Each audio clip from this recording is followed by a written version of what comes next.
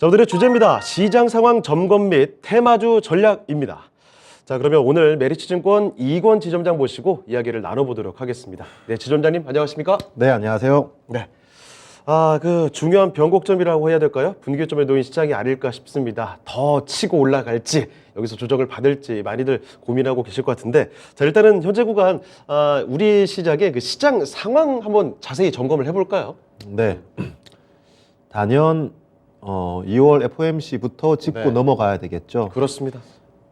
그동안 FOMC에서는 파월 연준의 의장이 굉장히 시장에 실망을 많이 주었습니다. 맞아요. 우려를 하고 있다면 안심을 주기보다는 더 심각한 그렇죠. 멘트를 쏟아냈고요. 희망 회로를 지금까지 계속 차단하지 않았습니까? 그렇죠. 심각하다라고 컨센서스 형성되어 있었으면 더 컨센서스보다 더 심한 코멘트를 쏟아내면서 거의 1년 반 동안 힘들었던 FOMC인데 네. 이번 FOMC는 굉장히 아늑했던, 편안했던, 그리고 의외로 새로운 워딩들이 많이 나타났던 그런 네. FOMC였습니다. 아늑하다라는 말이 어울리네요. 네. 처음으로 디플레이션을 디스인플레이션? 언급했고, 네네. 디스인플레이션을 네. 언급했고, 이럼에도 불구하고 인플레이션이 완화됨에도 불구하고 네. 노동시장, 고용시장은 여전히 견고하다라고 밝혔거든요. 그러니까 뭐 완전히 희망 회로 돌리지는 마라. 그렇죠. 완전히 놓지는 마라. 이건 그동안에 금리를 계속 올렸던 네. 시장을 수요를 누르면서도 이 금리를 올렸던 이유는 물가를 잡기 위한, 인플레이션을 잡기 위한 이 연준의 정책이었는데 그렇죠. 이 인플레이션 완화를 처음으로 언급했고 그리고 이미 하반기에 대한 그 실질 금리는 조금씩 빠지기 시작했거든요. 그럼 지금 시장의 고민은 그거죠. 당연히 수요를 눌렀기 때문에 물가가 빠질 수밖에 없지. 네. 그래도 물가가 잡힌 건 다행이야.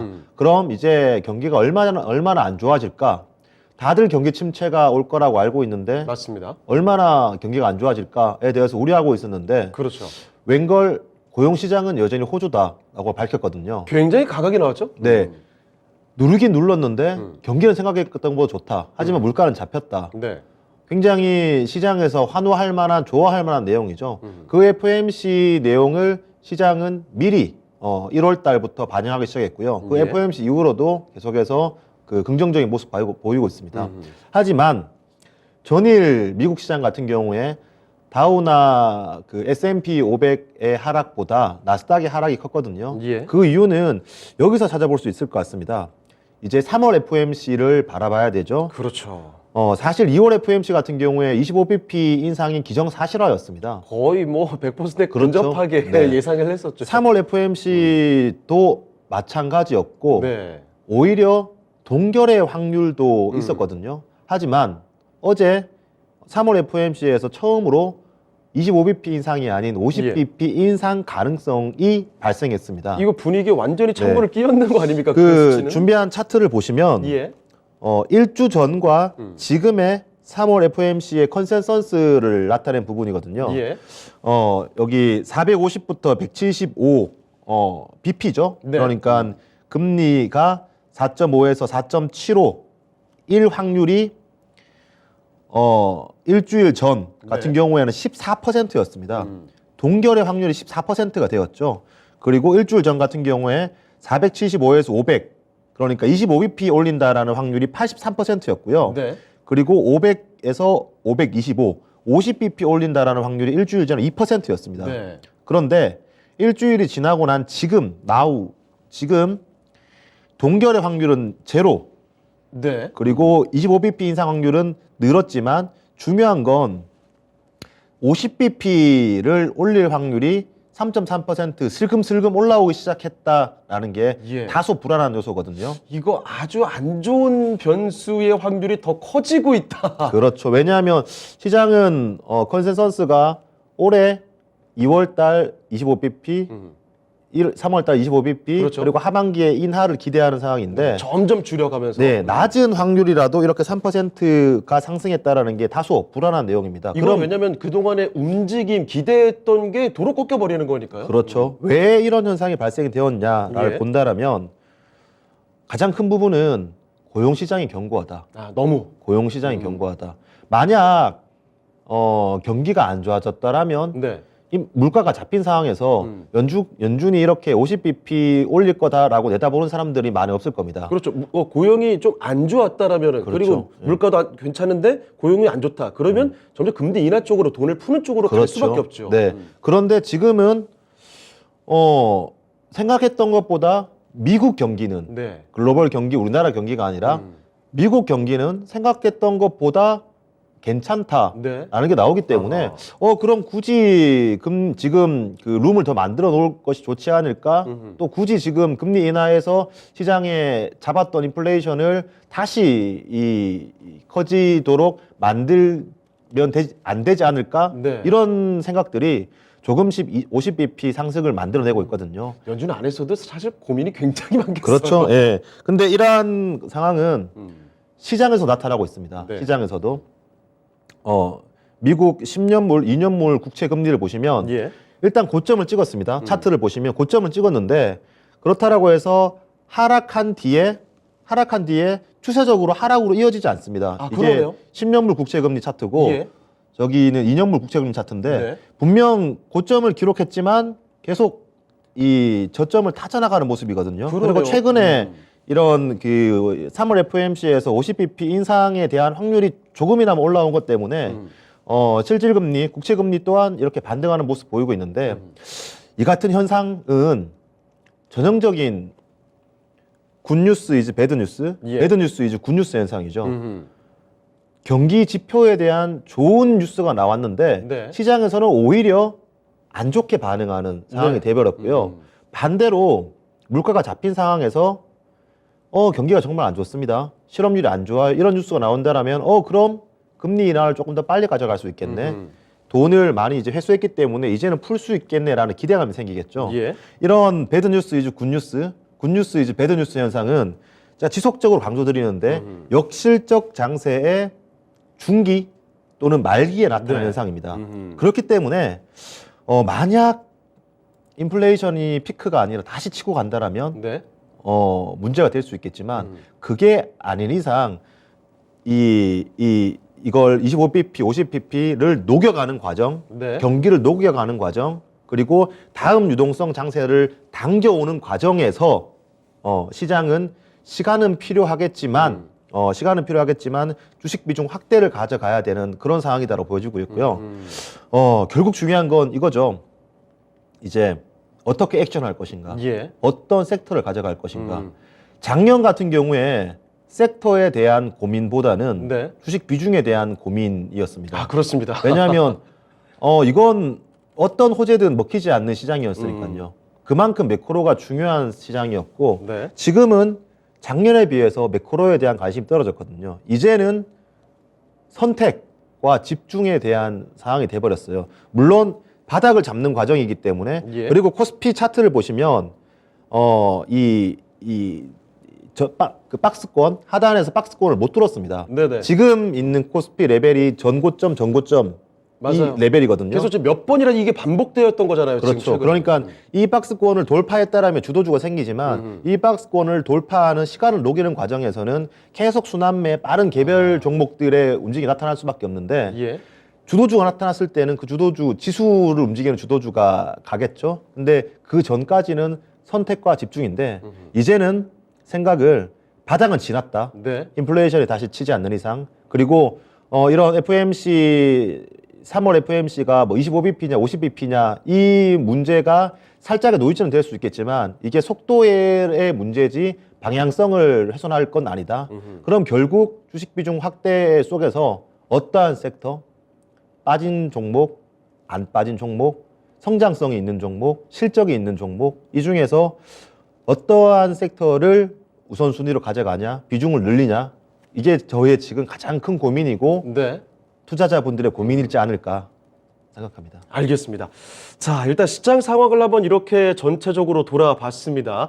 최근 뭐 연준이 어떻게 움직이느냐 모두가 지금 시선이 좀 쏠려 있는 상황이죠.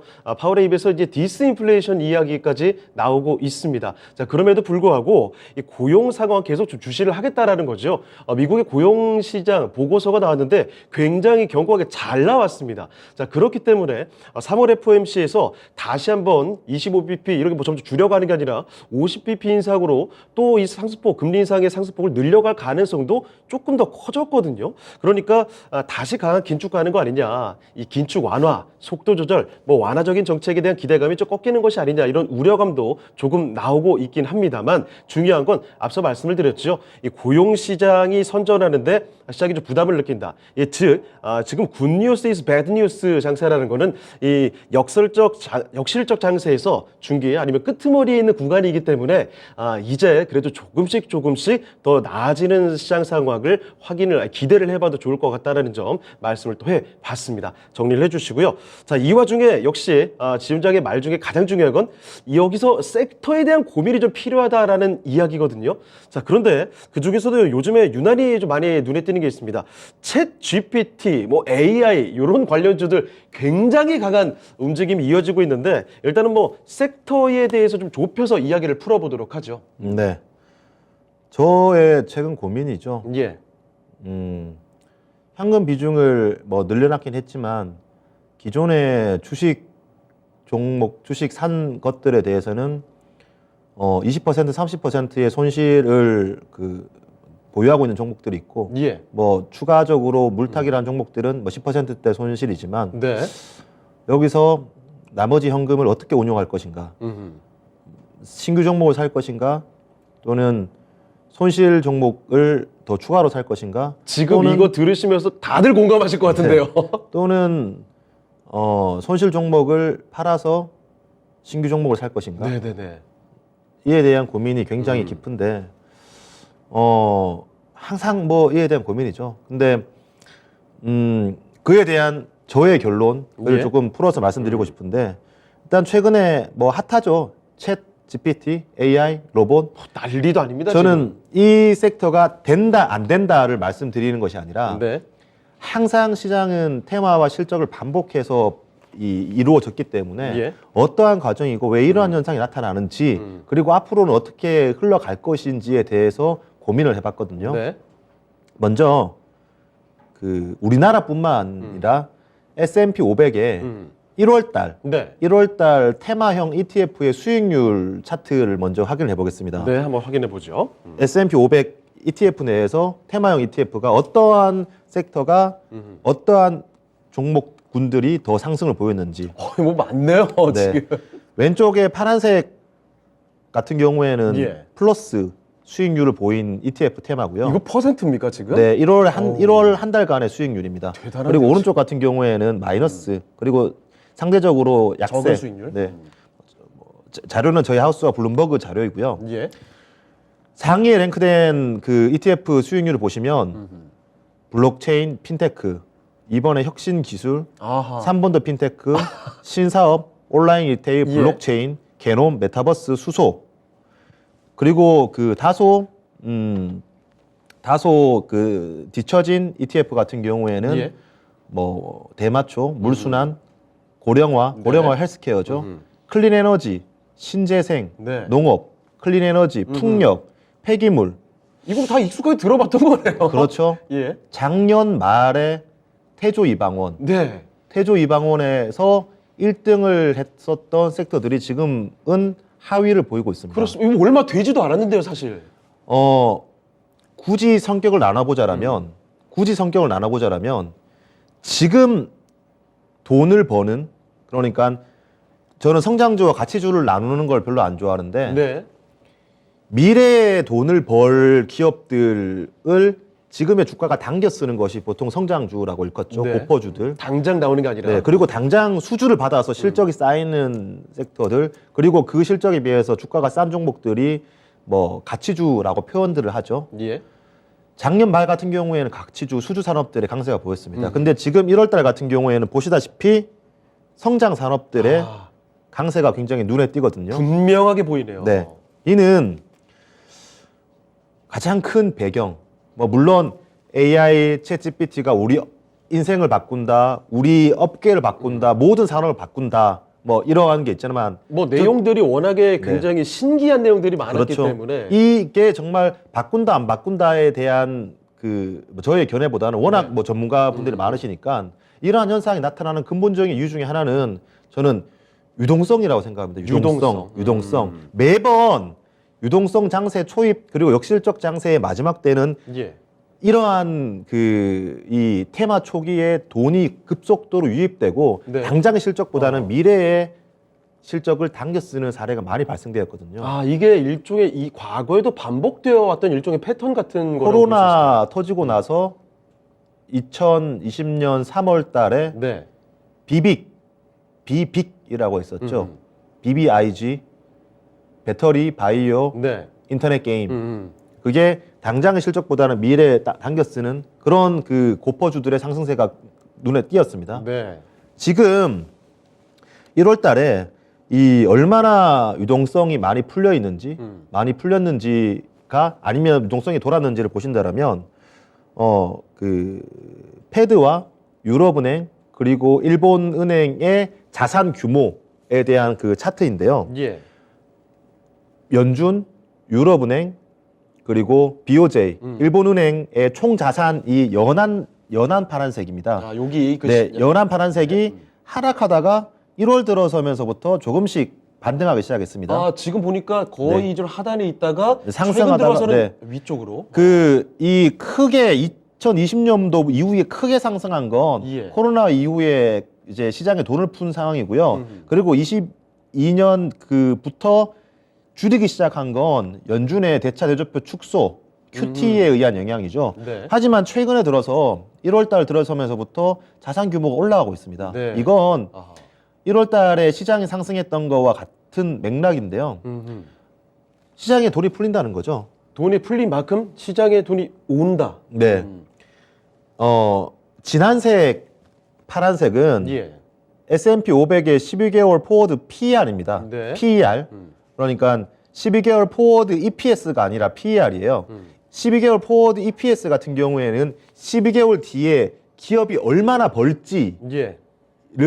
나타낸 거고 PER 같은 경우에는 얼마나 벌지보다 이 얼마나 벌지 나누기 주가 수익 비율이죠. 네. 그러니까 PER이 올라간다라는 건 똑같은 돈을 벌지만 밸류에이션이 비싸진다. 네. 주식이 비싸진다라는 의미고 주식을 프리미엄을 준다라는 의미고 그렇죠. 그렇죠. PER이 내려간다라는 건 똑같은 돈을 벌더라도 할인율이 올라간다. 네. 주식의 프리미엄이 낮아진다라는 의미입니다. PER은 그렇습니다. EPS와 PER을 구별을 하셔야 돼요. 일종의 뭐 시장 투자자들의 뭐 기대치라고 해야 될까요? 그렇죠. 네네네. 프리미엄이라고 해야 되겠죠. 특히 그 프리미엄은 성장주에 대해서 나타나는데 아, 맞습니다. 진한 파란색과 연한 파란색이 거의 동행해요. 네네. 그렇죠.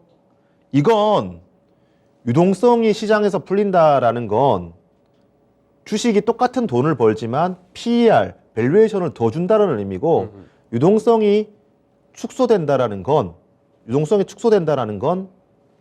시장이 밸류에이션을 낮춰준다라는 의미입니다. 우리가 금리 인상 막 시작했을 때 할인율 축소 이런 얘기 많았잖아요. 네네. 우리가 1년 지났다고 잊어버리면 안 됩니다. 이거를 기억하고 있어야 되고 즉 지금 연준과 ECB, BOJ의 자산은 이제 1월 달 들어서 반등하기 시작했고 돈이 풀린다는 의미고 돈이 결국 갈 때가 필요한데 예. 그 돈이 마침 좋은 테마, 좋은 그릇을 만난 거죠. 그게 챗 GPT, 뭐 AI, 로봇 관련 종목들인데 아하. 자 그럼 본격적으로 그래서 고민해봐야죠. 네. 제가 고민합니다. 자다 깨서 고민하고 자기 전에 고민하고 자고 그 일어나서 고민을 고민합니다. 여러분 지금 듣고 계시는 겁니다. 네. 뭐 1,000만 원, 2,000만 원 살 것도 아니고 네. 500만 원 그냥 단타 치는 것도 아니고 내가 지금 가지고 있는 수주산업 저 PER 종목들 손실률 20, 30%의 종목들을 매도해서 네. 당장의 실적이 안 나오는 유동성에 따라서 크게 바뀔 수 있는 뉴스 플로우에 따라서 변동성이 커질 수 있는 이런 종목들을 사야 되나? 이거 정말 고민 크거든요. 네. 그리고 만약 산다면 네. 뭐 방송에서 흔히들 얘기하죠. 제가 이거 추천했습니다. 뭐 포트폴리오 5% 담아서 저 이거 100% 먹었습니다. 의미였거든요. 예, 예. 산다면 얼마나 비중을 실어야 되냐? 그리고 산다면 이게 정말 이 내 포트폴리오에서 얼마나 장기적으로 가져가야 되냐? 그렇죠. 이런 고민을 해보는데 그 고민에 대한 전략, 네. 전략 답을 마련하셨습니까? 네. 뭐 답은 없겠죠. 네. 답은 없는데 과거를 되돌려 봤어요. 네. 네. 그 핵심 테마 전략에 대해서 이어서 말씀을 드릴게요. 네. 성장 산업, 이 챗GPT나 이런 AI 로봇과 같은 산업들이 나중에 정말 그 핵심 우리나라나 글로벌 핵심이 될 만한 산업으로 구축이 된다 안 된다라는 거 말씀 못 드리겠지만 네. 안정될 수도 있고 아닐 수도 있죠. 그렇죠. 성장 산업의 초기는 다 이런 식의 테마였습니다. 그렇죠. 뭐 네. 사실 뭐 성장주다 최근에 뭐가 뜬다면은 몇 배씩 뜨는 경우들 많이 있지 않았습니까? 왈가불가였죠. 네. 테마가 이루어질 때 이게 된다 안 된다 된다 안 된다. 근데 그 테마는 항상 매일매일 하락장도 생기거든요. 네. 불과 6개월 전까지만 하더라도 태조 이방원을 가지고 있지 않으면 시장에서 굉장히 소외가 되었는데 지금 태조 이방원 가지고 있으면 네. 2차 전지를 제외하고 시장에서 소외받고 있죠. 맞습니다. 그렇기 때문에 테마가 정말 성장 산업으로 굳혀질지 네. 지금의 성장 산업이라고 한다면 인터넷, 전기차였죠. 네, 네. IT 버블 맞아요. 때만 하더라도 이게 그 돈이 될까, 성장 산업이 될까, 산업이 될까라고 했는데 지금의 네이버와 카카오가 있고요. 네. 전기차 초기 저는 아직까지 기억하는데 바이오가 한창 붐일 때 2015년 붐일 때 삼미약품 막 이럴 때. 네네 그때 전기차도 바이오와 같은 테마의 일종이었어요. 맞아요. 돈을 못 벌기 때문에 그 당시 때 뭐 전기차 붐이 분다라고 하면 제 기억으로 네. PNT, PNE 솔루션 이런 종목들이 급등락을 했었거든요. 네. 근데 지금 전기차의 핵심 기업과는 다소 좀 거리가 있는 편이죠. 그렇죠. 예. 그리고 테마에서 그친 산업들, 신약, 뭐 다들 뭐 그 전임상 일상만 들어가면 이게 우리 그 뭐 암을 치료할 수 있는 신약이 될 거다. 네. 그리고 재작년 P2E, NFT 이런 섹터 같은 경우에는 예. 그냥 그 테마로 그치고 말았죠. P2E, NFT 묻기만 하면 뭐 배로 갔으니까요. 그렇죠. 네네. 차이가 뭘까? 차이가 뭘까? 인터넷과 전기차, 반도체라는 산업과 이 신약 P2E, NFT라는 산업의 차이가 뭘까? 단연 실적이겠죠. 실적. 실적. 실제로 네. 성적표를 보여줄 수 있느냐. 돈을 버느냐, 네. 돈을 버느냐. 결국 지금 뭐 이 챗 GPT에서도 시가총액이 있잖아요. 네. 시가총액. 시가총액이 예를 들어서 1조다. 네. 간편하게 1조다. 지금 올해 순이익이 100억이 예상된다. 네. 그러면 밸류에이션이 PER 100배겠죠. 100억을 버는데 네. 1조다. 그럼 PER이 100배인데 이거의 100배에 대해서 부정할 생각 없습니다. 왜냐하면 특정 몇 명이 이 밸류에이션을 만든 것이 아니라 네. 시장이 만든 것이기 때문에 시장이 만든 밸류에이션에 대해서는 저는 부정할 생각이 없어요. 네네. 하지만 이 100배는 3년, 4년, 5년, 10년 뒤에는 10배로 수렴을 해야 됩니다. 10배로. 왜 10배냐고 하면 예. 시장의 지금 평균 밸류에이션은 10배니까. 아, 평균적으로. 예, 예. 평균 산업에. 네. 그러니까 지금은 100배지만 이 시가총액이 유지된다라고 했을 때 10배가 되기 위해서는 이 회사가 EPS가 올라온다라면 1000억을 벌어야 되는 거고요. 네. 1000억을 벌지 못하고 그대로 100억을 벌고 있다라면 시가총액은 1조에서 1000억으로 내려가야 됩니다. 네. 10분의 1로. 결국은 이게 대표적인 게 에코프로 BM이거든요. 에코프로 PM. 에코프로 BM 같은 경우에 재작년에 밸류에이션을 100배 받았습니다. 100배. 네. 사실 뭐 전기차 관련돼서 뭐 몇십 배 되게 많긴 했는데. 네. 그런데 그 100배가 지금 주가가 계속 유지하고 있죠. 네. 그 이유는 먼 미래에는 이 100배가 10배로 수렴하기 때문에 주가가 빠져서가 아니라 이익이 올라와서 수렴하기 때문에 지금 밸류에이션 20배까지 빠지기 시작했죠. 네. 에코프로 처음에 매출액 1천억 하던 회사가 네. 3조, 5조 10조, 30조를 바라보고 있는 상황이 돼버렸어요. 이건 뭐 지금 단위수 자체가 완전히 달라졌습니다. 그러니까 지금은 돈이 안 보이지만 네.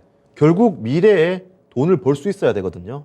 그게 주가를 유지하는 것, 산업을 유지하는 것의 가장 큰 핵심이라고 생각이 됩니다. 예. 여기서 생각해 봐야겠죠. 그럼 어떤 기업, 어떤 산업이 돈을 벌까?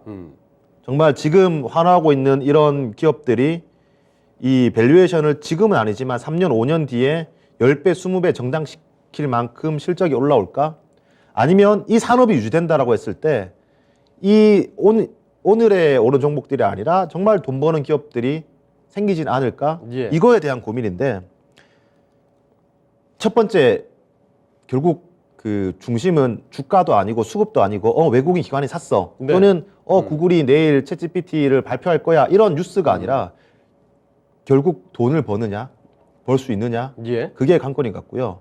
두 번째 포인트는 이건 것 같아요. 전기차도 15년도에는 테마로 이만큼 올랐다가 그렇습니다. 내려가고 또 테마로 올랐다가 내려가고 그걸 몇 번이나 반복했거든요. 그 지금 이렇게 말로 했을 때는 되게 짧은 기간이지만 쉬는 기간도 길었고 네. 여러 차례 반복했기 때문에 길었습니다. 기간 자체가. LG 화학 같은 경우에 LG 엔솔이 분사되기 이전에 네. 이 2차 전지 사업부가 적자에 석자로 돈다 기대감 생겼다가 주가가 올랐다가 네. 이번에 아닙니다. 2분기 뒤에 갈 거예요. 주가가 빠졌다가 몇 번이나 반복했거든요. 그러다가 코로나 이후에 대규모로 적자에 석자로 도는 순간 주가가 LG 화학의 주가가 3배씩 4배씩 상승했었죠. 네. 지금의 LG 엔솔이 탄생했습니다.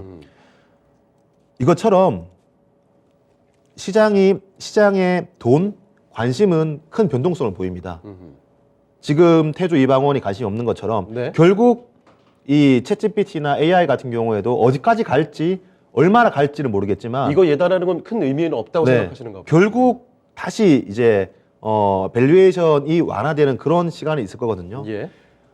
우리는 항상 그때 관심을 안 가져요. 왜냐 한 번 시세가 끝났기 때문에. 네, 그렇죠. 근데 과거 전기차의 사례를 보면 그때 관심을 가져야 되고 그때 찾아야 되거든요. 아하. 그리고 지금은 한 번에 이 첫 테마의 형성입니다. 그럼 일단 다들 모르기 때문에 어떤 기업이 돈을 벌지 모르기 때문에 일단 그 테마로 사고 보는데 전기차 때 갔던 뭐 P&E 솔루션, PNT가 나중에 돈을 벌지 않았거든요. 이 산업이 정말 된다면 이번에 갔던 종목들 말고 제대로 돈을 벌면서 갈 종목들이 나올 수 있습니다. 그건 저는 현금이 있는 기업이 되지 않을까. 결국 투자를 해야 되니까 기술력도 필요하지만 현금이 있는 투자 여력이 있는 그런 기업들이 되지 않을까라고 생각하고 있고 시간이 지나서 챗GPT가 이 시장에서 관심이 사라졌을 때쯤 그때 우리는 관심을 놓치면 안 되고 예. 돈을 벌 수 있는 기업 결국은 나오기 때문에 이게 산업이 테마가 이제 이만큼 올랐는데 어떻게 사요? 저도 마찬가지 생각인데 맞아요. 만약 돈을 버는 회사가 나타나기 시작한다라면 네. 이건 테마의 시작이다라고 보셔도 되기 때문에 많이 올랐기 때문에 스터디를 안 하고 포기하고 또는 주가가 내렸기 때문에 네. 이걸 관심에 내려두고 제2의 뭐 GPT를 찾는다면 이건 다 만들어진 주가만 계속 쳐다보는 꼴이기 때문에 네. 오히려 조금 이 조용해지고 실질적으로 밸류에이션 올라가는 종목을 찾자. 그리고 반대로 만약 3월 달 FOMC에서 그 50bp 인상 가능성이 계속 올라간다라면 시장의 유동성이 다소 단기간에 반대로 흐를 수 있는 방향이기 때문에 네. 시장의 유동성이 반대로 지금까지는 풀리는 방향성에서 다시 회수되는 방향성으로 조금 흘러간다라면 네. 그건 이 프리미엄의 상승에서 축소로 이어질 수 있는 부분이기 때문에 성장주에 대해서는 다소 불리하고 기존의 수주 산업에 대해서는 강해질 수밖에 없는 그런 패턴이기 때문에 지금 주가의 현상만 보고 이 현상이 계속 될 거다라고 생각하는 건 그러지는 말자. 저는 제 결론입니다. 못 먹더라도 네. 지금 포트폴리오 비중을 확 바꿀 때는 아니다. 네. 하지만 이걸 관심에서 지울 때도 아니고 결국 찾자. 이게 네이버가 되든 뭐 삼성 SDS가 되든 돈 있는 기업이 제대로 매출액이 커져 나갈 때, 매출액이 네. 두세 배는 커져 나갈 때 지금의 밸류에이션 정당화질 수 있는 기업을 찾자. 다만 지금은 EPS가 증가되는 것보다 돈의 힘에 의해서 밸류에이션이 먼저 당겨지는 구간이기 때문에 못 먹더라도 조심하자라는 게 제 투자 성향상의 결론입니다. 네, 알겠습니다. 첫 테마 형성에서 관심을 끄고 있어서는 안 될 것 같습니다. 앞서 뭐 전기차 사례도 언급해 주셨는데 전기차도 처음에 얘기 나왔을 때 반짝 테마로 있다가 잠시 또 숨죽였다가 다시 올라왔다가 이런 경우들을 반복해 왔습니다. 지금 뭐 너무 올라갔으니까 갈까 말까 조마조마하거나 이제 포기를 해야 될 타이밍이 지금 당장은 아니다라는 점. 그래서 일단 이 돈을 벌 수 있는 기업이 무엇인지 가려보는 관점으로 지금 지켜봐야 될 것 같고요. 앞으로 현금이 있는 투자 여력이 있는 기업을 주목해 보시고 다음 차례, 다음에 기회를 숨죽이고 노려봐야 될 때가 아닌가 싶습니다. 이렇게 해서 오늘 도움 말씀 주신 메리츠증권 이익원 지점장은요. 여기서 인사드리도록 하겠습니다. 네, 진원장님 오늘 말씀 고맙습니다. 자, 오늘 이렇게 시장 상황 한번 돌아봤고요. 최근에 챗 GPT와 함께 이렇게 테마적인 종목들, 이 섹터를 어떻게 접근을 해야 되는지까지도 자세히 뜯어봤습니다. 투자하시는데 많은 도움이 되셨길 바라고요. 저희가 이렇게 투자 판단에 도움이 될 만한 다양한 정보들 전해드렸습니다만 투자 종목, 특정 종목의 상승과 하락을 보장하진 않습니다. 이 점 꼭 기억해 주시고요. 저희는 내일 이 시간에 다시 뵙도록 하겠습니다. 시청해주신 여러분 고맙습니다.